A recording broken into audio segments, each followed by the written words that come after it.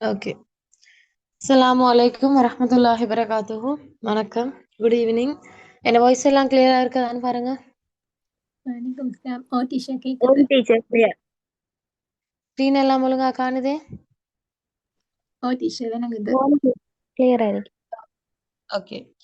அப்போ பிள்ளைகள் உங்களுக்கு தெரியும் இன்னும் சரியாக ஒரு மாதம் இருக்குதுன்னு நீங்க உங்களோட ஃபைனல் எக்ஸாமை முகம் கொடுக்கறதுக்கு. ஒரு மாதம்னா இன்னும் என்ன, ஒரு மாதம் 10 நாள்னு வைங்களேன். அடுத்த லாஸ்ட் 10 நாளை கன்சிடர் பண்ண வேணாம், ஒரு மாதம் வண்டே படிங்க. அப்போ ஒரு மாதத்துக்குள்ள நீங்க கொஞ்சம் மேக்சிமம் எஃபோர்ட் போட்டு படிக்க வேண்டிய காலமா இருக்குது. சரியா? இந்த நாளும் சொல்லிட்டு வர்றதுதான், இவ்வளோ காலம் தாக்கு பிடிச்சு படிச்சீங்க, இனிமேல் விட்டுறாதீங்களா. கொஞ்சம் தான் இருக்குது, நீங்க கொஞ்சம் எஃபோர்ட் போட்டீங்கன்னு சொன்னா ஒரு A லெவலுக்கு போய்த்திடலாம். சரியா? A ஸ்டாண்டர்ட் எடுக்கலாம். ஓகே. அந்த வகையில பிள்ளைகள் இன்றைக்கு எங்கட லாஸ்ட் ரிவிஷன் கிளாஸா இருக்க போகுதுன்னா, இதுதான் எங்கட லாஸ்ட் ரிவிஷன் நினைக்கிறேன். இது நைட் வரைக்கும் நடக்கும். இனிமேல் எங்கட பேப்பர் கிளாஸ் தான் தொடர்ச்சியா நடக்கும் எக்ஸாம் ஃபார்மட்ல. நான் சொல்லியிருந்தேனே, எல்லாருக்கும் தெரியுமென்னு நினைக்கிறேன். வாய்ஸ் நோட் எல்லாம் கேட்டிருப்பீங்க. ஓகே. அப்ப இன்றைக்கு பிள்ளைகள் நாங்க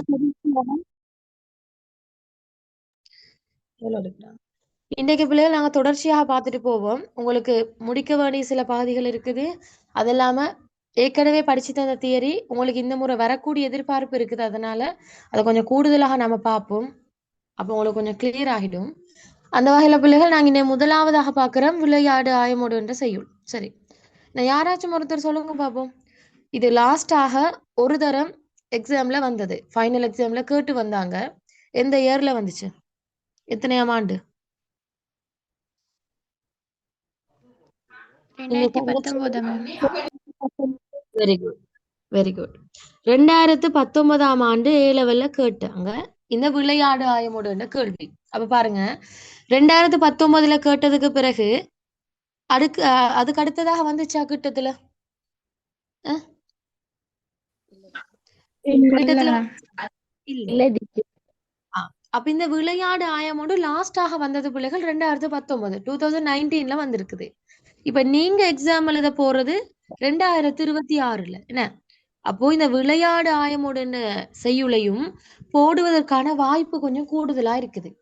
ஏன் 2019ல போட்டுட்டு மிக நீண்ட காலமா போட இல்லை. 2020ல இல்ல, 21ல இல்ல, 22ல இல்ல, 23, 24, 25 அதுலயும் இல்ல. அப்போ 26ல ரிட்டர்ன் போடலாம் வேண்டிய வாய்ப்பும் இருக்குது. எனவேதான் நீங்க நினைக்க கூட வராததுதான் வருமன்று. இப்ப வாரலம் சேரி படுமழை பொழிந்த அந்த நகுத கிணறு ரெண்டும் இன்னும் வரையில தானே. அப்ப நீங்க நினைக்க கூட அந்த வராததுதான் வருமன்னு சொல்லி, இப்ப வந்தது கூட வரலாம் என்ன. பாருங்க, போன முறை கன்று தன் பயமுலை வந்ததை போட்டாங்க. அதே மாதிரி உங்களுக்கு விளையாடு ஆயமுடு போன 2019 ஆணை வந்தாங்க. எனவே கொஞ்சம் கெப் இருக்குது என்னபடியால 2026க்கு போடக்கூடிய சான்ஸும் இருக்குது. எனவே அந்த ஏற்கனவே பார்த்த செயல்களுக்கு கூடுதலா முக்கியத்துவம் கொடுக்குற மாதிரி இதுக்கும் கொடுத்து கொள்ளுங்களா வரலாம், வரக்கூடிய சான்ஸ் எல்லாம் இருக்குது. சரியா? ஓகே. அப்ப நாம பிள்ளைகள் செய்யுள தொடங்குவோம். சரி, இந்த விளையாடு ஆயமோடு செய்யுள் பிள்ளைகள் எந்த திணைக்குரியது? எந்த திணை? Very good. நெய்தல் திணைக்குரியது என்ன? நெய்தல் திணை என்று சொல்றது எது? கடலும் கடல் சார்ந்த பிரதேசமும் தான் நாம நெய்தல் என்று சொல்லுவோம். ஓகே. இப்ப நீங்க பிள்ளைகள் எந்த ஒரு சங்க செயல் படிக்கும் போதும் கட்டாயமாக முக்கியமாக 3 விஷயங்கள் முதலாவதா பார்க்கணும். முதலாவது இதோட திணை என்ன, இந்த பாடல எழுதினவர் யாரு, அதே மாதிரி இதனுடைய துறை என்ன. இந்த 3மே முக்கியமானது. 4 மார்க்ஸ் கேள்வி கேட்கலாம், திணையும் துறையும். எனவே இந்த கேள்விகளை நீங்க பாடலை படிக்கிற மாதிரி அதுக்கும் முக்கியத்துவம் கொடுத்து படிக்கணும். சரி, அப்ப விளையாடு ஆயமோடு என்ற செய்யுள் நெய்தல் திணை கண்டது தெரியும். நெய்தல் என்று சொல்றது கடலும் கடல் சார்ந்த பிரதேசமும். ஓகே. இதோட துறை என்ன பிள்ளைகள்? தலைமகனுக்கு தோழி கூறியது.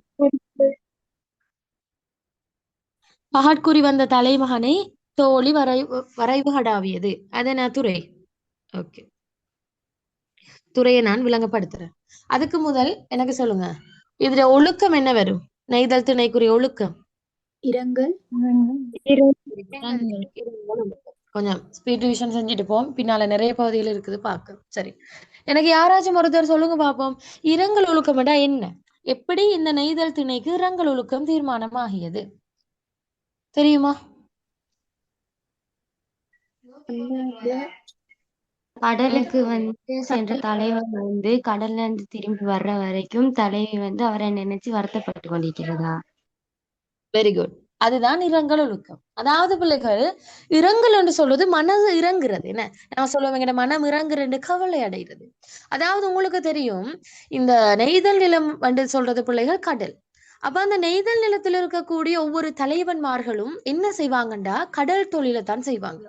ஒன்றோ மீன் தொழிலுக்கு போறாங்க, அல்லது கருவாடு காய வைப்பாங்க, உப்பு விளைவிப்பாங்க, முத்து குளிப்பாங்க, இல்லைன்னா சங்குகள் எடுத்துட்டு வருவாங்க ஆழ்கடல்ல குதிச்சு. இப்படியான கடல் ரீதியான தொழில்களைத்தான் இந்த நெய்தல் நில தலைவன்மார்கள் செய்வாங்க. எனவேதான் இவங்க அந்த தொழிலின் நிமித்தம் என்ன செய்ய வேணுமெண்டா, தங்களோட வீட்டில் இருக்கக்கூடிய தலைவிமார்களை பிரிஞ்சு நீண்ட காலம் கடல் இருக்க வேண்டிய நிலைமை ஏற்படும். என்ன உங்களுக்கு தெரியும், அந்த காலம் கடல் போக்குவரத்துன்னு சொல்றது பிள்ளைகள் சரியான கஷ்டம். அதே மாதிரி நீண்ட காலம் எடுக்கக்கூடியதுன்னு இப்ப திரும்பி வாரமாய் வர இயலாது, பல மாத காலங்கள் எடுக்கும். அப்போ தலைவி விட்டு போன தலைவன் மீண்டும் திரும்பி வரும் வரையில தலைவி அவனுக்காக வேண்டி பார்த்துட்டு இருப்பா. பிள்ளைகள் பலவிதமான ஏக்கங்கள் இருக்கும், கவலையோடு இருப்பா. ஏனண்டா அவக்கு சரியான ஒரு பக்கத்துல பயம் ஒன்றும் இருக்கும். ஏனண்டா கடல் தானே போறன், கடல் என்று சொல்றது படுபயங்கரமான இடம். போனால் அவன் திரும்பி வருவானா, அவன் வருவானோ வரமாட்டானோ, அல்லது என்ன மறந்துட்டானோ, அல்லது அவனுக்கு கடல்ல வேற ஏதேனும் அபாயங்கள் நடந்துட்டுதோன்னு சொல்லி தொழிலுக்கு போன தலைவன் மீண்டும் திரும்பி வரும் வரையில அந்த கடலை பார்த்துட்டு இருக்கிறதாய்க்கட்டும், அந்த கடல்ல நடக்கிற இயற்கையான காட்சிகளை பார்த்துட்டு தலைவன் எண்ணங்களை மீட்டுட்டு அப்படியே அவ கவலையோடு இருப்பான். எனவேதான் அந்த தலைவனுக்காக வேண்டி தலைவி மனமிறங்குறதாலதான் பிள்ளைகள் இந்த நெய்தல் நிலத்தினுடைய ஒழுக்கமாக நாங்க இரங்கல் ஒழுக்கம் என்று சொல்லுவோம். அழகான விஷயங்கள் இந்த இரங்கல் ஒழுக்கத்தில் இருக்குது. இந்த தலைவி சரியான கவலைப்படுவா. இந்த இலக்கியங்கள் எடுத்து பார்த்தா விளங்கும். ஒரு சூரியன் மறைதத்தை பார்த்தா கூட அவருக்கு சரியான கவலை வரும். அந்தி அந்தி சாயும் பொழுது சரியான கவலை வரும், ஏன் தண்ட பக்கத்துல தலைவன் இல்லையேன்னு சொல்லி. அதே மாதிரி பறவைகள் ஜோடு ஜோடாக இந்த கடற்பிரதேசங்கள் அப்படியே கூட்டுக்கு போகும். அதை பார்க்கும் பொழுது தலைவிக்கு சரியான கவலை.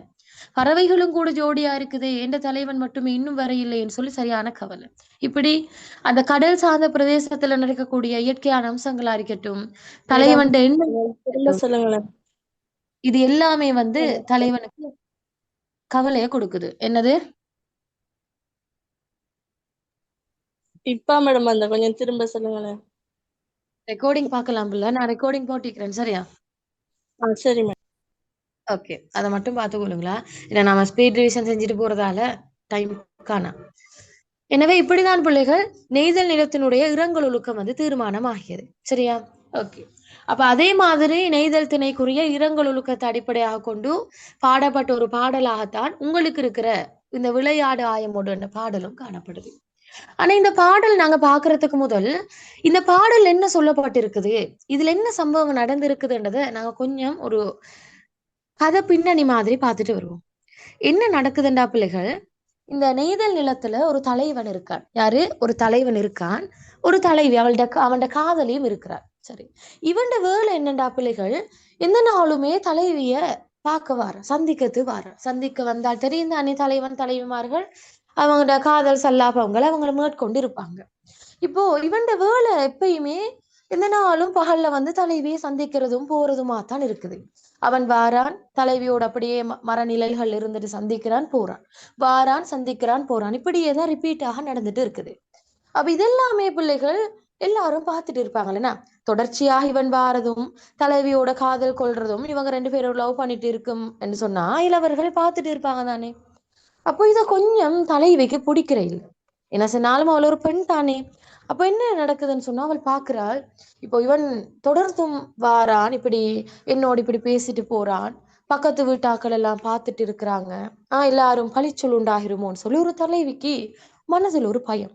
ஏன்னா பெண்கள் என்ன அப்படித்தானே, தங்களுடைய ஒழுக்கத்துக்கு ஏதேனும் ஒரு பழி உண்டு வருமோ உண்டு ஒரு பயம் உண்டு இருக்கும். என்ன அதே மாதிரிதான் தோழியும் பார்த்துட்டு இருக்கிறான். இவன் வார போக்கு சரியில்லை, இப்படி இவன் தொடர்ந்து வந்துட்டு இருந்தா பிள்ளைகள் பிரச்சனை. தோழிதான், அது மட்டும் இல்லாம தோழிதான் இவங்க ரெண்டு பேரும் சந்திக்கிறதுக்கா இருக்கட்டும், அவங்க காதல் கொள்றதா இருக்கட்டும், இந்த இடத்த பிளான் பண்ணி கொடுக்கறது, அதுக்கான செட்டப் எல்லாம் செஞ்சு கொடுக்கறது தோழி சரியா?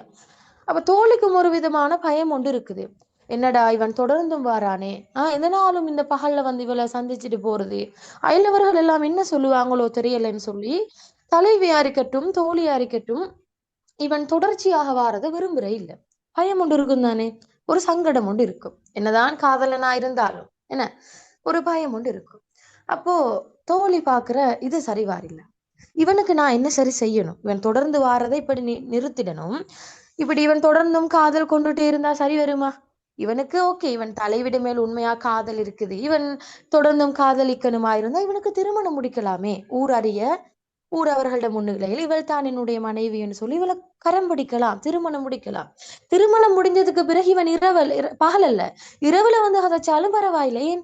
ஊரார் அறியத்தானே திருமணம் செஞ்சது, அதுல ஒரு பிரச்சனையும் வராது. இப்ப திருமணம் முடிக்காம வெறுமனே காதல் லவ் பண்ற டைம்ல இப்படி அடிக்கடி வந்து சந்திச்சுட்டு போறது கொஞ்சம் சர்ச்சைக்குரிய விடயம் என்றது தோழிக்கு தெரியும். அவ தோழி பாக்குற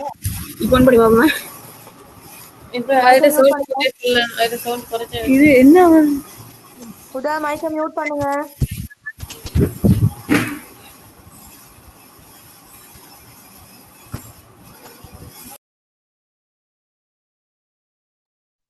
மைக்க மியூட் பண்ணுங்க, சரியா? கவனமா இருக்கணும். படிச்சு கொடுக்கும்போது இடையில மைக் ஆன் பண்ண வேணாம். ஓகே. அவ தோழி பாக்குற பிள்ளைகள் இது சரி வராது. இப்போ இவன் திருமணம் முடிக்கவும் இல்லை, இன்னும் திருமணம் முடிக்காம இப்ப இவங்க காதலர்களா தான் இருக்கிறாங்க. இப்படியான டைம்ல இவங்களோட தொடர்ச்சியாக இப்படி இருந்தேன்னா சரி வராதுன்னு சொல்லி தோழி ஒரு முடிவெண்டு இருக்கிறா. சரி, இன்றைக்கு இவன் வருவான் தானே, இப்ப நான் இவனு சொல்றேன், இவன் வருவானே, இப்ப இது நீ வாரது கொஞ்சம் சரியில்லை. அயலவர்கள் எல்லாம் என்ன தலைவிக்கு பழிச்சொல் சொல்லிடுவாங்க.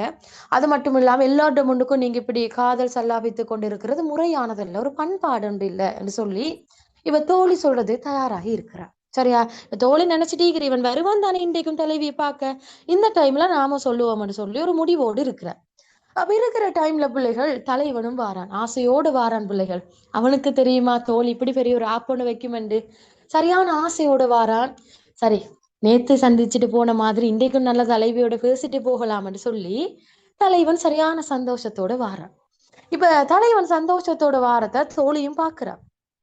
சரி, அவ தோழி பாக்குது. சரி, இவன் இப்ப சந்தோஷத்தோட வந்திருக்கிறான், தன்ட காதலிய பாக்கணும்னு சொல்லி இப்ப இவனுக்கு முகத்தில் அடிச்ச மாதிரி சொன்னா பிரச்சனையா போயிடும். ஏன்னா அது நாகரிகம் இல்லையே.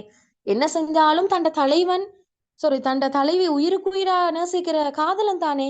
ஏன்னா அவனுக்கு நாம முகத்துக்கு நேரா இதை சொல்லக்கூடா, இது நாகரிகம் இல்லைன்னு சொல்லி தோழி மறைமுகமா சொல்லுறான். இப்படி தோழி மறைமுகமா சொல்லுறான். அவன்ட மனம் புண்படாதவாறு தான் சொல்லவார விஷயத்த அப்படியே ஒரு கதை மாதிரி இவள் சொல்றான். அப்போ தலைவன் வந்துட்டு தோழிக்கிட்ட கேட்கிற, என்ன தலைவி இருக்கிறாவான்னு கேட்கும் போதோ இவன் சொல்றா, தலைவி இருக்கிறதெல்லாம் ஒரு புறம் இருக்கட்டும், இந்தா நான் சொல்றத கொஞ்சம் கேளுன்னு சொல்லி தோழி ஒரு ஸ்டோரி ஒன்று சொல்றா தலைவனுக்கு. இல்லைங்கடா, இப்ப இவளுக்கு வேணும் பிள்ளைகள் இவன் வாரத கொஞ்சம் குறைச்சு கொள்ளணும், குறைச்சி தலைவியை திருமணம் கட்டிக்க வைக்கணும். என்ன, திருமணம் கட்டிக்கொண்டா அது பிரச்சனை இல்லை, எவ்வளவு நேரம் பேசினாலும் யார்ட முன்னுக்கு பேசினாலும் பிரச்சனை இல்லை, கணவன் மனைவியாக மாறிட்டாங்க. இப்ப காதலர்களா இருக்கும் பொழுதும் இந்த நேரம் வந்து கதைச்சி காதல் கொள்றது சல்லாபிக்கிறது எல்லாம் முறையற்றது. அதனாலதான் தோழி பாக்குற எப்படியாச்சும் இதை மாத்தி திருமணத்துக்கு கொண்டு போய் வைக்கணும். அப்ப தலைவிக்கும் பிரச்சனை இல்லை, தலைவனுக்கும் பிரச்சனை இல்லை என்றதுதான் இவள்ட நோக்கம். எனவேதான் இதை சொல்லவும் டிரெக்டா சொல்லவும் இல்ல, சொன்னா தலைவன் கவலைப்பட்டுருவான் தானே. எனவேதான் தோழி நல்ல தன்னுடைய மதிநுட்பத்தை பயன்படுத்தி ஒரு கதையினூடாக அவள் சொல்றான். இப்ப தலைவன் வந்திருக்கிறான், தலைவனுக்கு சொல்றான், தலைவனே சரி நீ வா, உனக்கு ஒண்ணு தெரியுமோ, இந்த மரத்தை பாரு, நீ உனக்கு தெரியும் தானே, நீ இந்த தலைவியோட எந்த நாளும் நீ காதல் சல்லாபிக்கிற இந்த புன்னை மரம் இருக்குது தானே, இந்த புன்னை மரத்துக்கு ஒரு கதை இருக்குதுடா என்று தோழி இப்ப கதையை சொல்ல தொடங்குறான். இரண்டா பிள்ளைகள் தலைவனும் தலைவியும் எந்த இடத்திலிருந்து காதல் கொள்றாங்கன்னு சொன்னா புன்னை மரத்துக்கு கீழே இருந்துதான் அவங்க கதைக்கிறதா இருக்கட்டும், காதல் சல்லாபிப்பதா இருக்கட்டும், அந்த இடத்துல செய்வாங்க. என்ன, எனவேதான் தோழி அதே புன்னை மரத்தை தான் அடிப்படையாக கொண்டு இப்ப கதையை சொல்றான். அவ தலைவனுக்கிட்ட சொல்றா, தலைவனே உனக்கு தெரியும் தானே இந்த புன்னை மரம், நீங்க 2 பேரும் இருந்து பேசிட்டு இருக்கிற இந்த மரம் சும்மா மரம் இல்லடா, இதுல ஒரு கதை ஒன்று இருக்குதுன்னு சொல்லி கதையை சொல்றான். என்னண்டா உனக்கு தெரியுமோ, இந்த நானும் இந்த உண்ட தலைவி உண்ட காதலி எல்லாம் சின்ன பிள்ளையா இருக்கிற டைம்ல, இப்படி நான் உண்ட தலைவி அதே மாதிரி எங்களோட தோழர்கள் எல்லாம் சின்ன பிள்ளையா இருக்கிற டைம்ல நாங்க ஒரு விளையாட்டு விளையாடுவோம். அது என்ன விளையாட்டுண்டா, இந்த புன்னை மரத்துல விதை இருக்குது தானே, புன்னை விதைகள், அதை எடுத்துட்டு வந்து நாங்க இந்த மணல்ல புதைச்சி விளையாடிடம்டான்னு சொல்றாங்க. இப்படி இது பிளாஷ்பேக் கொண்டு சொல்றா, என்ன பழங்கால கதை உண்டு அவங்கட. இப்படி புன்னை மரத்தோட விதைகள் எல்லாம் கொண்டு வந்து நாங்க இந்த கடல் மணல்ல புதைச்சிட்டு விளையாடுறோம். என்ன செய்வோம்டா, புதைச்சிட்டு விளையாடினதுக்கு பிறகு ஒவ்வொருத்தரா அதை வந்து தோண்டி எடுக்கிறோம். புதைக்கிறோம், தோண்டுறோம், ரிட்டன் புதைக்கிறோம், அதை தோண்டி எடுக்கிறோம். இப்படி தாங்க நாங்க ஒரு விளையாட்டு ஒன்று விளையாடினோம். ஆனா ஒரு தரம் என்ன நடத்துதுன்னு சொன்னா, நாங்க எல்லாரும் புன்னை விதைகளை விதைச்சோம், மண்ணுக்குள்ள புதைச்சி வச்சோம். ஆனா எல்லாத்தையுமே நாங்க விளையாடி முடிஞ்ச போது எடுத்தோம். ஆனா ஒரே ஒரு விதையை மட்டும் எங்களுக்கு எடுக்க மறந்துட்டு. என்ன சொல்றா, நாங்க இப்படி புதைத்த புன்னை விதைகள்ல ஒரு விதையை மட்டும்தான் எங்களுக்கு எடுக்க மறந்துட்டோம். அது காலம்போக்குலயே எங்களுக்கு மறந்து அப்படியே நாங்க விளையாடி முடிஞ்சிட்டு வீட்டுக்கு வந்துட்டோம். வீட்டுக்கு வந்ததுக்கு பிறகு எங்களுக்கு எல்லாருக்குமே மறந்துட்டோம், நாங்க அந்த ஒரு விதை மட்டும் எங்ககிட்ட மிஸ் ஆகின அப்படின்னு சொல்லி. அதுவும் ஒரு காலங்கள் போனது பிறகு நாங்க பாக்குறோம், அந்த இடத்துல ஒரு புன்னை மரம் ஒன்று வளர்ந்துருக்குது. எங்களுக்கு எல்லாருக்கும் சரியான சந்தோஷம். சின்ன பிள்ளைகள் தானே, நாங்க போட்ட ஒரு விதை மரமாக வளர்ந்து அது கொஞ்சம் வளர்ந்துருக்குதுன்னு சொன்னா சரியான சந்தோஷம் தானே. எனவேதான் சின்ன பிள்ளையா இருக்கும் போதோ நாங்க போட்ட விதை, எங்களுக்கு தெரியாமலே வளர்ந்த விதை அந்த மழையெல்லாம் கிடைச்சு நல்லா வளர்ந்து இப்ப மரமா இருக்கும் பொழுது எங்களுக்கு சரியான சந்தோஷம் சின்னத்துல. அதுக்கு நாங்க என்ன ஆசையா அதை வளர்த்தேன், அந்த புன்னை மரத்தை. இதோ இந்த முன்னாள் இருக்குது, இந்த புன்னை மரத்தை நாங்க சின்னத்துல சரியான ஆசையோட வளர்த்தோம் என்று சொல்லி இந்த கதையை சொல்றேன். அது மட்டும் இல்ல, நாங்க வீட்டால் இருந்து நெய்யோடி அந்த தண்ணி ஊத்துறதுக்கு பதிலாக, இந்த தாவரத்துக்கு தண்ணி ஊத்துறதுக்கு பதிலாக வீட்டுல இருந்து இந்த நெய்யும் பாலும் கலந்த பால் இருக்குமே, பாலை நெய்ய கலந்து எங்கட அம்மா குடிக்க தருவாங்க. அதை கூட நாங்க குடிக்காம அது என்ன செய்வேன், இந்த மரத்துக்கு தான் கொண்டு வந்து ஊத்துறேன். ஏன்னா நாங்க சரியான ஒரு பாசத்தோட அந்த மரத்தை வளர்த்தோம். இப்ப அந்த மரம் தான் இவ்வளோ பெரியதா மாறி இப்ப நீயும் உண்ட தலைவியும் காதல் கொள்றதுக்கு நிழலை தந்து கொண்டு இருக்குதுன்னு சொல்லி இந்த மரத்தை இவள் சொல்றா. இப்படி சின்னத்துல நாங்க எல்லாரும் கூடி விளையாடின டைம்ல ஏதோ ஒரு புன்னை விதை எங்கட மிஸ் ஆகி எங்களுக்கு கைதவறி மண்ணில் புதைச்ச விதை எங்களுக்கு எடுக்க மறந்துட்டேன். பிறகு வந்து நாங்க பார்க்கும்போது காலப்போக்குல அது ஒரு மரமாக வளர்ந்திருந்ததுடா. அந்த மரம் வந்து என்ன செஞ்சது, வளர்ந்திருந்ததை பார்த்து எங்களுக்கு சரியான சந்தோஷம். சின்ன பிள்ளைகள் தானே நம்ம, எனவே நாங்க வளர்த்த மரம்னு சொல்லி எங்களோட மனதுல சரியான சந்தோஷம். அதுக்காக நாங்க தண்ணி ஊத்துறதுக்கு பதிலாக பால் ஊத்தி வளர்த்தோம் சொல்லி மரம் நாட்டின அந்த கதையை சொல்லுறான். சொன்னதோட தலைவி இன்னொரு விஷயத்தை இப்பதான் மெயின் பாயிண்ட் வார. இவ்வளவு நேரம் கதையைத்தான் சொன்னது. இப்பதான் அந்த கதையினூடாக இவளுக்கு தேவையான விஷயத்த தலைவனுக்கிட்ட எடுத்து கூற வாரா. அது ஒரு சொல்றா, இங்க பாரு, இப்படி நாங்க ஆசையோட இந்த புன்னை மரத்தை வளர்த்ததால எங்கட அம்மா சின்னத்துல இருந்தே எங்ககிட்ட சொல்றா, பாருங்க நீங்க எல்லாரும் சரியான ஆசையோடு இந்த மரத்தை வளர்க்குறீங்க, தண்ணி ஊத்துறதுக்கு பதிலாக நீங்க பால் ஊத்தி வளர்க்குறீங்க. எனவேதான் இந்த மரம் உங்களோட தங்கச்சி. எங்கட அம்மா எங்களை சின்னத்துல இருந்தே சொல்லி சொல்லி வளர்த்தவ. இப்படி நீங்க இந்த புன்னை மரத்தை எப்படி வளர்க்குறீங்க, தண்ணி ஊத்துறதுக்கு பதிலா நீங்க பால் ஊத்தி வளர்க்குறீங்க. என்ன, உங்களுக்கு தந்த பாலை நீங்க குடிக்காம மரத்தை கூத்தி வளர்க்குறீங்க. எனவேதான் இந்த மரத்தை நீங்க பத்திரமா பார்த்து கொள்ளுங்க, இது உங்களோட தங்கச்சி என்று சொல்லித்தான் எங்கட அம்மா எங்களை சின்னத்துல இருந்து வளர்த்தவ. எனவே அந்த நாள் இருந்து இந்த நாள் வரைக்கும் நாங்க இந்த மரத்தை தங்கச்சியாத்தான் பாக்குறோம். ஆனா நீ என்ன செய்தாய் தெரியுமோ, நாங்க தங்கச்சியா பாக்குறேன் எங்கட இந்த தங்கச்சி என்று சொல்றது என்ன, இந்த மரத்துக்கு முன்னாடி நீ தலைவியோட காதல் செல்லாவிக்கிறே, இது முறை இல்லதானே. ஒரு தங்கச்சியிட முன்னால அக்காவும் அத்தானும் வீடு காதல் கொள்ளையிலுமோ நாகரிகமோ என்று தோழி இப்பதான் விஷயத்துக்கு வாரா. எனவேதான் நாங்க இந்த புன்னை மரத்தை தங்கச்சியா பாக்குறோம். எனவே தங்கச்சியிட முன்னால இருந்து நீங்க ரெண்டு பேரும் காதல் செல்லாபிக்கிறது எங்களுக்கு வெக்கமா இருக்குது, எங்களுக்கு கொஞ்சம் அது அநாகரிகமாய் வழங்குது. எனவே நீ என்ன செய், இனிமே இந்த புன்னை மரத்துக்கு முன்னாடி நீங்க இருவரும் காதல் செல்லாபிக்காதீங்க. இனிமே இவளை பகல்ல வந்து இப்படி புன்னை மரத்துக்கு முன்னுக்கு பார்க்காதீங்க, அது எங்களுக்கும் சரியில்லை. என்ன பாக்குற எங்களுக்கு விளங்குது, நாங்க இவ்வளவு காலம் அந்த மரத்தை தங்கச்சியா பார்த்துட்டோமே, எங்களுக்கு உடம்பு கூசுது. ஏன் தங்கச்சியிட முன்னால நீங்க ரெண்டு பேரும் காதல் கொள்றீங்களேன்னு சொல்லி எங்களுக்கு கொஞ்சம் அநாகரிகமா இருக்குது. எனவே நீங்க ரெண்டு பேரும் இந்த இடத்துல காதல் கொள்ளாம வேறு இடம் ஒன்று பாருங்கன்னு தோழி சொல்றேன். பிள்ளைகள் இப்ப நீங்க நினைக்க கூட வேறு இடம் ஒன்று பார்க்க சொன்னா புன்னை மரம் இல்லாட்டி மாங்க மரத்துக்குள்ள லவ் பண்ண விட சொல்லி அதல்ல, வேறு இடம் ஒன்று பார்க்க சொல்றது என்னண்டா தோழி மறைமுகமா சொல்லுறா. இங்க பாரு, புன்னை மரத்துக்கு கீழே நீங்க காதல் சல்லாபிக்க கூடாதுன்னு சொன்னா உங்களுக்கு எந்த மரத்துக்கும் முன்னாடி செய்ய இயலதான். ஏன் அநாகரிகம் தானே, அயலவர்கள் பாக்குறாங்க. அப்போ உனக்கு நான் சொன்னதானே வேறு நல்ல ஒரு இடம் ஒன்று இருக்குதுண்டு, அந்த இடம் வேறொன்றும் இல்ல. மாங்க மரத்துக்கோ பாக்கு மரத்துக்கோ கீழே ஒண்ணு இருக்க சொல்ல இல்ல. அந்த இடம் என்னன்னு சொன்னா அதுதான் திருமணம். என்ன, இப்ப உனக்கு தலைவி எந்த நாளும் பார்க்கணும், மீட் பண்ணணும், லவ் பண்ணணும், காதல் சல்லாபிக்கணும், அதுதானே தேவை. நீ உயிருக்குயிரா காதலிக்கிறாய் தானே. எனவேதான் உனக்கு தொடர்ந்தும் தங்கட காதலியோடு இப்படி இருக்கணும், அவளோட நல்லா அன்பாக பழகணும், வாழணும் இருந்தால் நீ இப்படி பகல்ல வந்து இப்படி அநாகரிகமான முறையில சந்திக்கிறதுக்கு பதிலாக நீ என்ன செய், திருமணம் கட்டிக்கோ, கல்யாணம் கட்டிக்கோ. கல்யாணம் கட்டினா உனக்கு இப்படி பயம் இல்லாம எல்லாட முன்னுக்கும் காதல் கொள்ளலாம். ஏன்னா அது உன்னோட மனைவி தானே.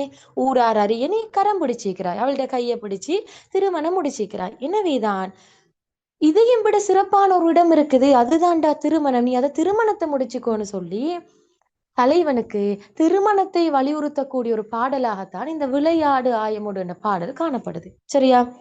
அப்போ பாருங்க, தோழி நல்ல மதிநுட்பத்திங்கன பயன்படுத்திக்கிறா. தோழிக்கு தெரியும் பிள்ளைகள், உடனே பகல்ல வந்து நீ சந்திக்கிறத நிறுத்துரு, உடனே நீ இதை நிறுத்த வேணும், நீ இனிமே நாளைக்கு வராத, இந்த புன்னை மரத்துக்குள்ள மீட் பண்ணாதன்னு சொன்னா தலைவன் வந்து கவலைப்படுவான்ன்றது தோழிக்கு தெரியும். யாரு?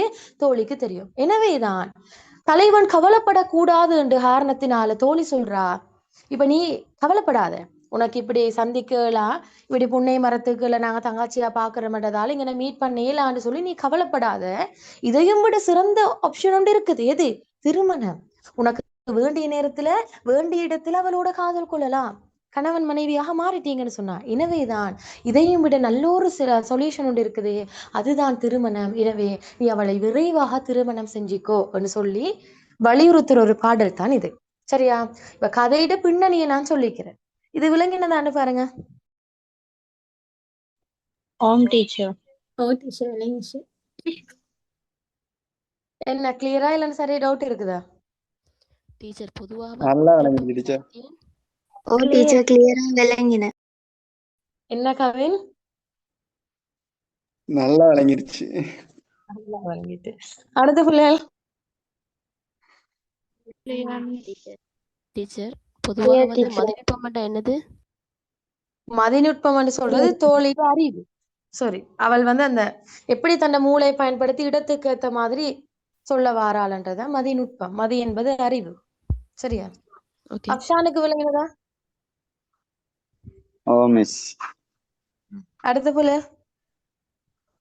ஓம் டீச்சர். ஓகே, சரி. இப்ப பாடல பாப்போமா? பாடல பார்த்துட்டு கேள்விக்குள்ள போவோம்.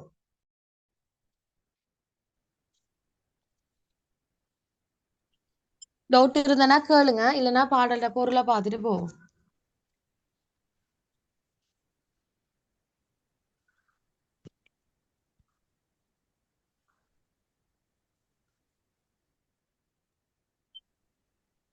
இருக்குதா? இல்ல டீச்சர். இல்ல டீச்சர். இல்ல. ஓகே, பாருங்க, உங்களோட பாடல் இப்படித்தான் வந்திருக்குது. ஸ்கிரீன்ல போட்டிக்கிறேன், உங்களுக்கு காணுமென்னு நினைக்கிறேன். பாருங்க. விளையாடு ஆயமொடு வெண்மணல் அழுத்தி மரந்தனம் துறந்த கால்முளை அகைய நெய்பெய் தீம்பால் பெய்தினிது வளர்ப்ப நும்மினும் சிறந்தது நுவ்வை ஆகும் என்று அன்னை கூறினள் புன்னையது சிறப்பே அம்ம நானுதும் நும்மொடு நகையே விருந்திற்பானர் விளரிசை கடுப்ப வலம்புரி வான்கோடு நரரும் இளங்கு நீர் துறைகளு கொன் நீ நல்கின் நிறைபடு நிழல் பிறவுமா உள்ளவே என்று சொல்லி பாடல் அமையுது. சரியா? ஓகே, இப்ப நீங்க இந்த பாடலோட பொருளை பார்க்கும்போது பிள்ளைகள் முதலாவதாக எங்க பார்க்கணும்னா, இங்க கொஞ்சம் கொண்டு கூட்டல் ஒண்ணு நடக்குது. முதலாவது நீங்க எதை பார்க்கணும்? இந்த வரிய பார்க்கணும். இங்க இருக்குதானே, நான் அண்டர்லைன் பண்றேன். விருந்தின் பாணர் விளரிசை கடுப்ப வலம்புரி வான்கோடு நரலும் இளங்கு நீர்த்துறை கெழு கொண்க. இதுதான் உங்களோட முதலாவது வரியாக வர வேண்டியது. சரி, விருந்திற்பாணர் விளரிசை கடுப்ப, இதுல என்ன அர்த்தம் பிள்ளைகள்? நீங்க எல்லாரும் படிச்சிருப்பீங்க. விருந்திற்பாணர் என்று சொன்னா புதிதாக வந்த பாணர்கள். நோட் பண்ணிக்கொள்ளுங்க. விருந்திற்பாணர் என்றா என்ன அர்த்தம்? புதிதாக வந்த பாணர்கள். புதிதாக வந்த பாணர்கள் அதுதான் விருந்திற்பாணர். விளரிசை கடுப்ப. விளரிசை கடுப்ப பிள்ளைகள் என்னது டவுட் இருக்குதா? பாணர்கள் என்ன? பாணர்கள் என்று சொல்றது பாட்டு பாடக்கூடிய ஆக்கள். சரி டீச்சர். பன்னெண்டு சொன்னா இசை, சரியா?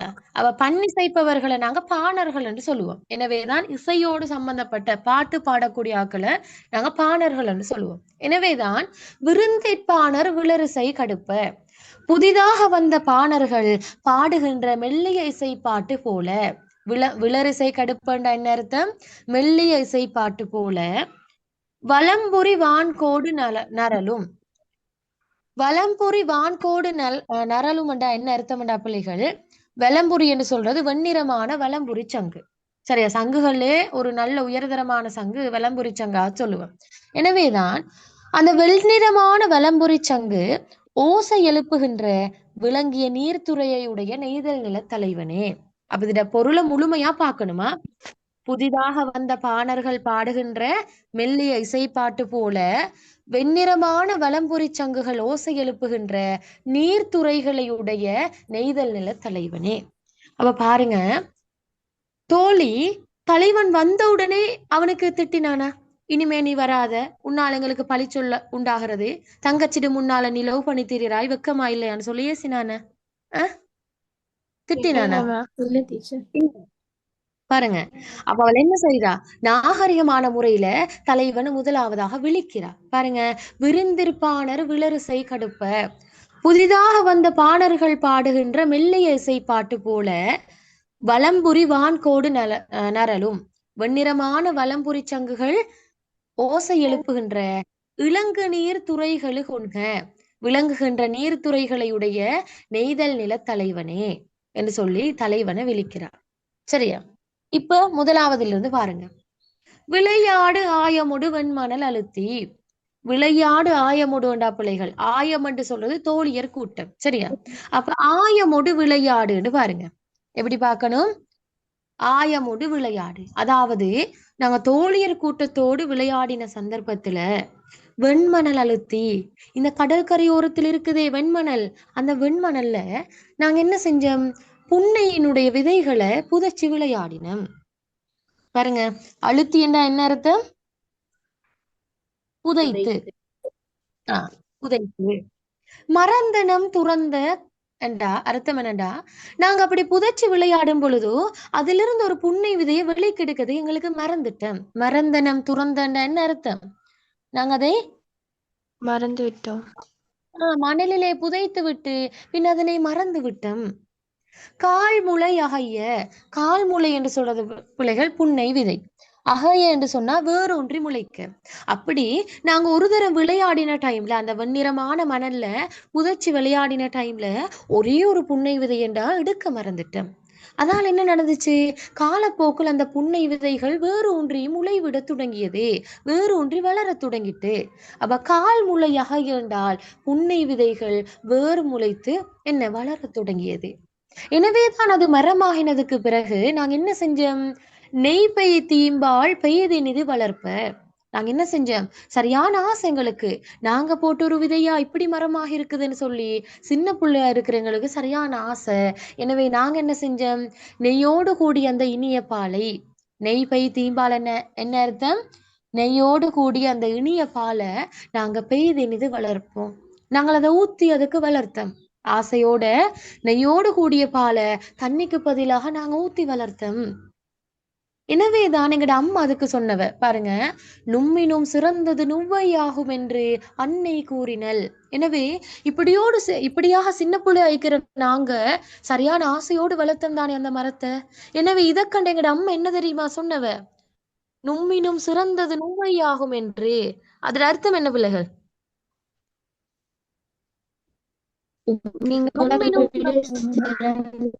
உங்களை விட சிறந்தது.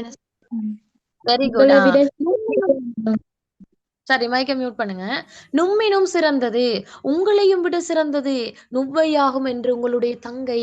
எனவேதான் அன்னை சொல்றா, நீங்க இப்படி ஆசையோடு வளர்க்கறதானே, எனவேதான் இந்த புன்னை மரம் தான் உங்களுடைய தங்கச்சி.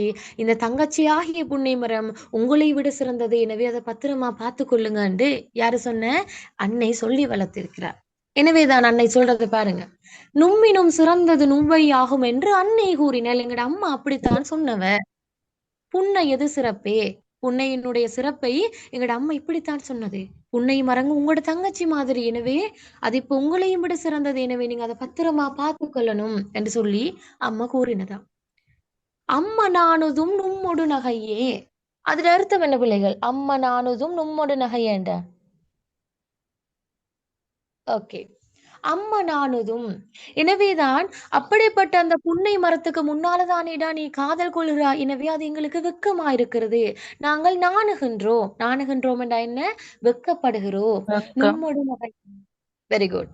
நும்மொடு நகையே, உன்னோடு அங்க காதல் கொண்டு சிரித்து பழகிறதுக்கு எங்களுடைய தலைவியாக இருக்கட்டும், எங்களுடைய தோழியர் கூட்டங்களா இருக்கட்டும், வெக்கப்படுகிறோம்டா. ஏண்டா நீ இருக்கிற இடம் எங்கட தங்கச்சிக்கு முன்னால அக்காவும் அத்தானும் காதல் கொள்றேன்னு சொன்னா ஒரு நாகரிகம் இல்லையா?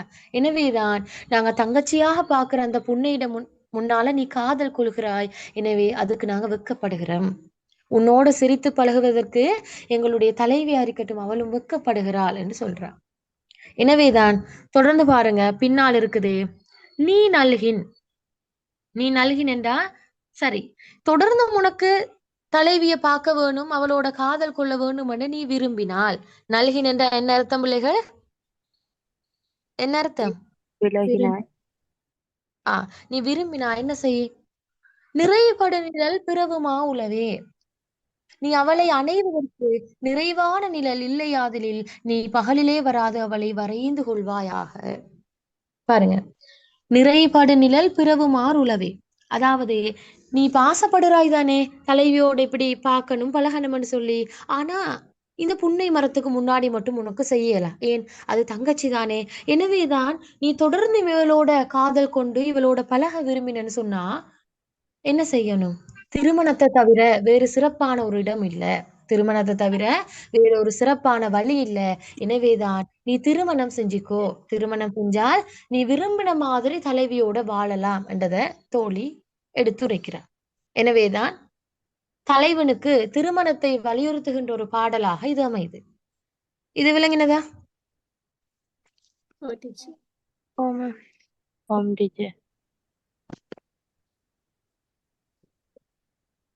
ஓகே. எனவே கடைசி தோழி பெரியோர் குண்ட போடுறா, நீ புன்னை மரத்துக்கு முன்னால பழகையிலா. எனவேதான் நீ தொடர்ந்து இவளோட காதல் கொள்ளணுமாக நீ விரும்பி இருந்தால் உனக்கு திருமணத்தை தவிர வேறு வழி இல்லை. எனவே அந்த வழியை நீ ஏற்படுத்திக்கோ என்று சொல்ற. ஓகே, இந்த பாடல் கிளியரானு பாருங்க. என்ன சரி டவுட் இருந்தா கேட்கலாம், அப்படி இல்லைன்னு சொன்னா இதுல வரக்கூடிய கேள்விகளுக்கு போகலாம்.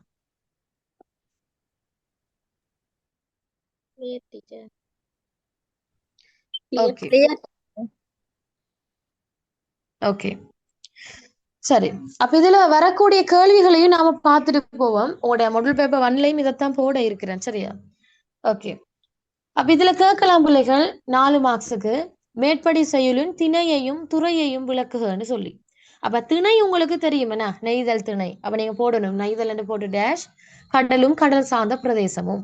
துறை எது வரும்? இங்க பேசு பொருள் இருக்குதானே, இதுதான் துறை. பாருங்க, பகலில் தலைவியை சந்திக்க வந்த தலைமகனை நோக்கி அவ்வாறு சந்திப்பதில் உள்ள இடைஞ்சலை விளக்கிய தோழி மனமுடித்து கொள்ளுமாறு அவனை வலியுறுத்தியது. இதுதான் துறை. ஏன்? தலைவன் வாரான் காதல் கொள்றதுக்கு. அப்ப தோழி சொல்றா, இதெல்லாம் சரி வராது, இது கொஞ்சம் கஷ்டம், இடைஞ்சலா இருக்குது. எனவே நீ என்ன செய்யணும்?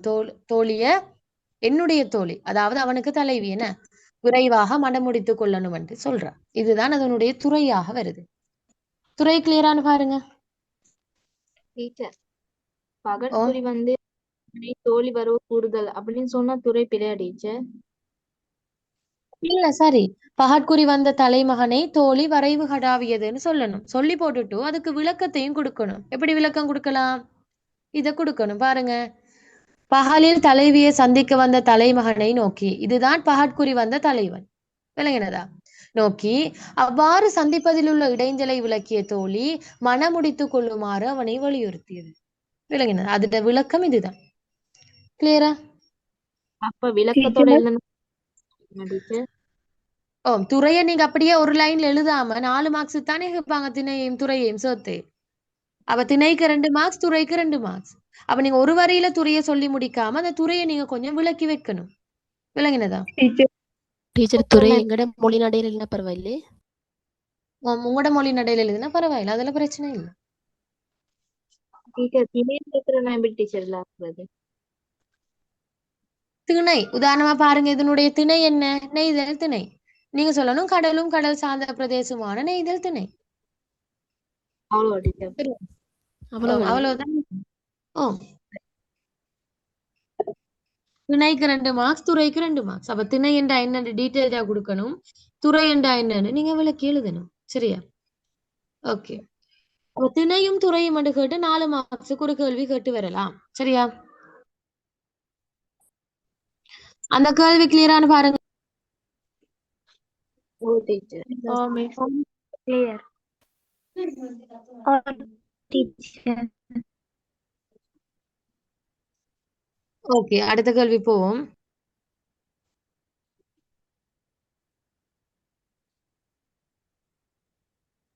அடுத்த கேள்வி கேட்கலாம் பிள்ளைகள். தோழி தலைவனுக்கு பகட்குறியை மறுத்துரைத்த விதத்தை விவரிக்கன்னு கேட்கலாம்.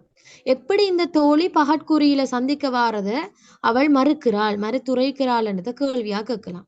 இதுக்கு எப்படி விட எழுதுவீங்க? புன்னை மரத்தினை தங்கையாகவும் தோழியை நிழலாகவும் கொண்டு அந்த உத்திகளை கையாண்டு தோழி என்ன சொல்றாண்டா, புன்னை மரம் என்றது அவங்களோட தங்கைக்கு மேலான ஒரு ஒன்றெண்டு சொல்றது மூலம், அவங்களோட தாய் சொல்றது மூலம் அதுக்கு முன்னுக்கு நின்று கொண்டு தலைவனோடு அரசனோடு மகிழ்வாக அந்த நாட்களை கழிக்க முடியாது. அது தலைவிக்கு ஒரு கூச்சலான ஒரு செயலாக சொல்ற மூலம் எடுத்துக்காட்டலாம். ஒரு வெரி குட். இல்லைங்கதா? அப்ப தோழி எப்படி தலைவனுக்கு பகட்குறியை மறுத்துரைக்கிறார்கள் நீங்க சொல்லும் போது நீங்க கட்டாயம் சொல்லணும், புன்னை மரத்தையும் அதனுடைய நிழலையும் கருப்பொருளாக கொண்டு தலைவனுக்கு என்ன செய்யறா, தோழி பகட்குறியை மறுத்துரைக்கிறாள்னு சொல்லி போட்டுட்டு இந்த புள்ள சொன்ன மாதிரி நீங்க விளக்கி எழுத தெரியணும். விளங்கினதா? எவ்வாறு தோழி பகட்குறியை மறுத்துரைக்கிறாள் என்றது. மதிநுட்பம் கேட்டாலே தானே டீச்சர் வரும். ஓ, மதிநுட்பம் கேட்டாலும் எப்படி எழுதலாம்? இன்னொரு கேள்வி கேட்கலாம் பிள்ளைகள். தலைவியை சந்திப்பதில் உள்ள இடைஞ்சலை புலப்படுத்தும் தோழியின் மதிநுட்பத்தை விளக்குகன்னு கேட்பாங்க 4 மார்க்ஸுக்கு. அப்ப நீங்க முதலாவது எப்படி சொல்லலாம்? இவள் என்னென்ன மதிநுட்பத்தை கையாண்டாள் என்ன சொல்லணும்? முதலாவது சொல்லணும் பிள்ளைகள், தலைவன் மனம் புண்படாதவாறு பகட்குறிய மறுத்துரைக்கிறது. பாருங்க, தலைவனுக்கு முதல்லையே போட்டு அவனோட மனதை உடைச்சிடாம ஃபர்ஸ்டுக்கு என்ன செய்யறா, அவனோட மனம் புண்படாத மாதிரி அவளை விழிக்கிறா அவனை. இது ஒரு அவளோட மதிநுட்பம். 2வது என்ன சொல்றா, தலைவிய சந்திப்பதில் உள்ள இடர்பாடுகள் அவள் விளக்குறா. 3வது என்ன சொல்லலாம், புன்னை மரத்தை தங்கையாக காட்டி அந்த தங்கையிடம் முன்னால நீங்க 2 பேரும் காதல் செல்லாபிப்பது ஒரு நாகரிகம் இல்ல, ஒரு கூச்சமான செயல் என்றதை அவள் எடுத்து காட்டுறா. புன்னை மரத்தை அடிப்படையாக கொண்டு பாருங்க, தான் சொல்ல வந்த விஷயத்துக்கு புன்னை மரம் என்ற ஒரு விஷயத்தை எடுத்து விளக்கி காட்டுறா. எனவே இது அவளோட ஒரு மதிய நுட்பமாக எங்களுக்கு சொல்லலாம். விளங்கினதா? மேலும் இது சொல்லலாமா டீச்சர்? லாஸ்ட் பாயிண்டா சொல்லுங்க டீச்சர், லாஸ்ட் பாயிண்டா இது சொல்லலாமா டீச்சர்? அதனால அந்த மாதிரி சொல்லி அவங்கள கல்யாணம் பண்றது தான் ஒரு வழின்னு அவருக்கு இது பண்றது. Very good. எனவேதான் புன்னை மரத்தினுடைய நிலை அந்த இடர்பாடுகளை சொல்லி இறுதியில் தன்னுடைய நோக்கமான திருமணத்தை உறுதி செய்தல் என்ற நோக்கத்தையும் அவள் நிறைவேற்றி கொள்கிறார். எனவே அது ஆகப்பெரிய மதிநுட்பம் அவள்கிட்ட. அதோட இன்னொன்று சொல்லலாம் பிள்ளைகள், என்ன, நாம் நட்ட புன்னை மரம், நாம் நட்ட புன்னை மரம் உங்களுக்கு தங்கை என்று எங்கட அம்மா கூறினாள் என்று சொல்லி அம்மாவை முன்னிறுத்தி கூறினதா இல்லையா தோழி? எங்கட அம்மா சொன்னு சொல்ற. எனவே அதுவும் அவள்கிட்ட ஒரு மதிநுட்பம் தான். டீச்சர் சொல்லுங்க. இப்ப ஊராரு இதெல்லாம் அறிஞ்சு கொண்டு அவங்களோட மத்தியில துன்புறுதலை நூடாக பகட்குறியில சந்திக்கிறத மறுத்து அவ்வளவு விரைவாக மனம் செய்து கொள்ளுமாறு தோழி கூறுற இதுவும் வருமா? ஓம், இதுவும் வரும். Very good. ஓகே. எனவே இப்படித்தான் நீங்க எழுதணும். இல்லைங்களா? அப்ப கட்டாயம் பிள்ளைகள் உங்களுக்குள்ள ஆன்சர் இருக்குது, நீங்க தான் அதை எழுப்பாட்டி எடுக்கணும். உங்களுக்குள்ள இருக்கிறது அதுக்கு கட்டாயம் என்ன தெரிஞ்சிருக்கணும்? பாடல் அழகா விளங்கி எடுக்கணும். வெறுமனே இந்த பாடலையும் பொருளையும் பாக்குறது இல்லாம அந்த பாடல் உணர்ந்து நீங்க படிக்கணும். எனவே இந்த பாடலை நீங்க தெளிவா படிச்சிட்டீங்கன்னு சொன்னா இதுல கேட்டு வரக்கூடிய கேள்வி எப்படி மயக்கி கேட்டாலும் நீங்க எழுதுவீங்க. விளங்கினதா? ஓகே. அடுத்தது இன்னொரு கேள்வி கேட்கலாம் பிள்ளைகள். இங்கு பாடல குறிப்பிடப்படுகின்ற நெய்தல் நிலத்தினுடைய செய்திகள் அல்லது சிறப்புகள் எவை என்று கேட்கலாம். என்ன பிள்ளைகள் நெய்தல் நிலத்துல சிறப்புகளா இருக்குது?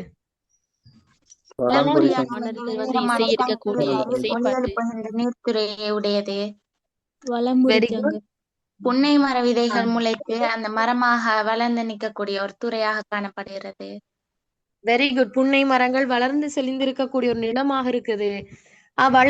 வளம்புரி வெண்ணிறமான வளம்புரி சங்குகள் ஒளி எழுப்புகின்ற நீர்த்துறையா இருக்குது.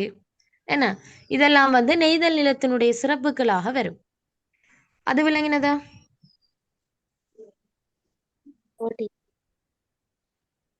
ஓகே. அடுத்த கேள்வி பிள்ளைகள் இதுல கேட்கலாம்.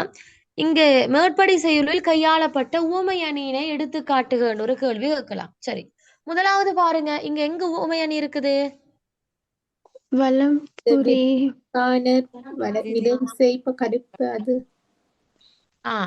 அதாவது வெரி குட். என்னண்டா பிள்ளைகள் நல்லா அவதானிச்சு கொள்ளுங்க.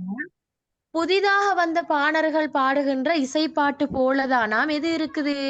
இந்த வெண்ணிறமான வலம்புரி சங்குகள் ஒளி எழுப்புது. என்ன புதிதாக வந்த பாணர்கள் பாடுகின்ற மெல்லிய இசைப்பாட்டு போலதானா இந்த வெண்ணிறமான வலம்புரி சங்குகள் ஒளி எழுப்புது மெல்லிதாக. எனவேதான் இது ஊமை அணியினூடா சொல்லிருக்குது. அப்ப எனவே நீங்க போடணும் அந்த வரி என்ன பாருங்க. விருந்திற்பாணர் விளரிசை கடுப்ப வலம்புரி வான்கோடு நரலும். இவ்வரியில் ஊமை அணி கையாளப்பட்டுள்ளது. அதாவது புதிதாக வந்த பாணர்கள் பாடுகின்ற இசைப்பாட்டு போல என்ன வெண்ணிறமான வலம்புரி சங்குகள் ஒளி எழுப்புவதானது இங்கு ஊமையணியினூடாக விளக்கப்பட்டுள்ளது. அப்படி போட்டு கீழே என்ன எழுதணும்? உவமானம் என்ன போடணும் பிள்ளைகள்? இந்த மார்னிங் கிளாஸ்ல கூட ஆட்டிக்கணும்.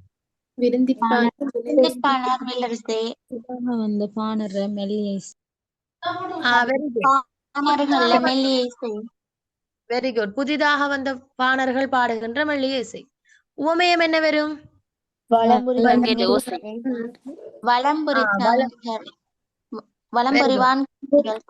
வலம்புரி எழுப்புகின்ற ஓசை. Very good. வெண்ணிறமான வலம்புரி சங்குகள் எழுப்புகின்ற மெல்லிய இசை. பொதுத்தன்மை என்ன வரும்? மென்மையும் பொருந்திய ஓசை. இனிமையான இசையும். மென்மையும் இனிமையும் பொருந்திய இசை என்பதாக எடுக்கலாம். விளங்கினதா? அப்ப இதைத்தான் நீங்க ஊமை அணி. இங்க ஒரு ஊமை அணி தான் பிள்ளைகள் இருக்குது. என்ன? ஓகே. அந்த கேள்வி விளங்கினதா? டீச்சர் இதுல உள்ளுரிவம் அப்படி இருக்குதா? உள்ளுரிவம் இருக்குதா இதுல?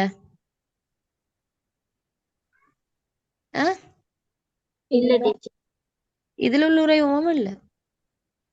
உள்ளுரிவமங்கள் பண்புகள் கேட்டு வரலாமா? ஓம், சங்ககாலகத்திணை பண்புகள் எல்லா சங்க செயலுக்கும் கேட்டு வரலாம். இதுல என்ன சொல்லலாம்? சங்ககாலகத்திணை பண்புகள் என்ன இருக்குது? பெயர் சுட்டப்படாத பண்பு, பாத்திர நிலத்துக்குரிய இரங்கல்களுக்கான பயன்பாடு,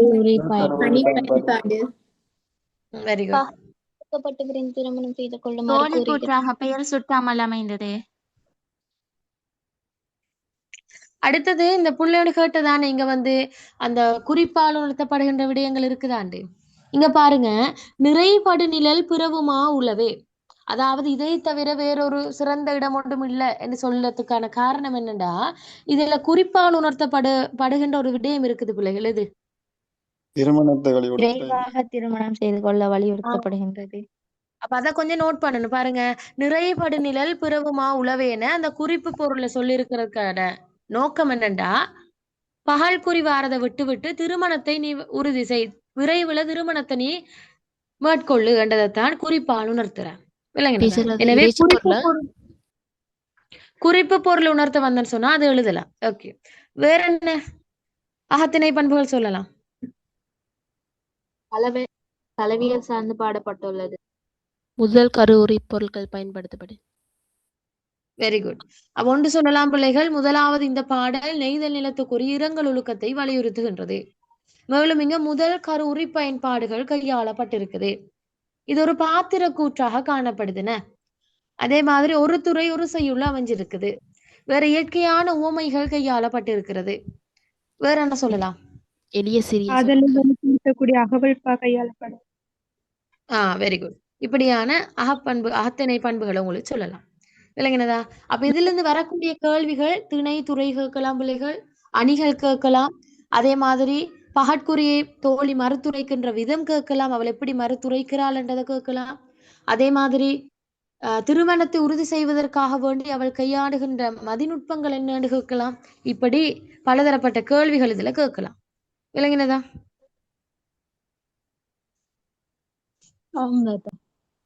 ஓகே. தலைவன் சிறப்பு அப்படின்னு ஒரு கேள்வி கேட்கணும். விளையாடு ஆயமுடுன்றதுல வரக்கூடிய கேள்விகளாக இருக்குது. தாத்தா